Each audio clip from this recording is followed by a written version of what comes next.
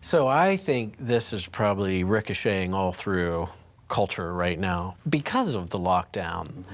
And people, it's very easy for bad habits to settle in and take root. And I think we're going to see this in these next months, and some pastors report on this, that people just aren't coming back to church. This, I think, is an extreme weakness for the American church especially. We've always had a weak ecclesiology, especially American evangelicalism. But to lose sight of the importance of the means of grace, the preaching of the word, and the offering of the sacraments, or as our Baptist friends like to say, the ordinances, and just praying together and singing together, what we call genuine fellowship. You know, the importance of that.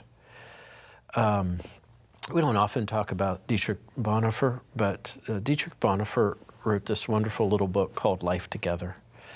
And it's a short little classic text written from his experience in an underground seminary that was ultimately shut down by the Gestapo. But I challenge anybody to read that book and then say, you know, church, I can take it or leave it.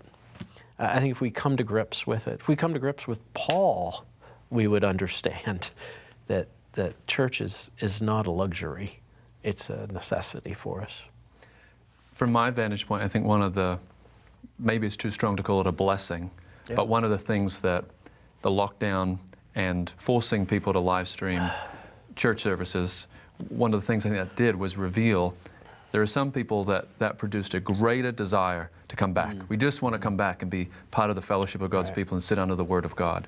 And there's another segment of people that kind of discovered, you know what, church makes no difference in my life. And perhaps I didn't actually even know the Lord, but it separated two distinct groups within evangelicalism. And I think if that mushy middle disappears, that's actually a good thing. Yeah, winnowing is sometimes a good thing, and we see that happen. You know, the church is served best when it's genuine, and this is what we love about the Puritans, right? There's no nominalism in this. They were derided. The whole word Puritan is a term of derision, but they took seriously, not that they were all super athletes and super righteous individuals, but they took seriously their calling as Christians to be a member of the church and visible sainthood they would talk about. So yeah, there are things for us to be thinking about there.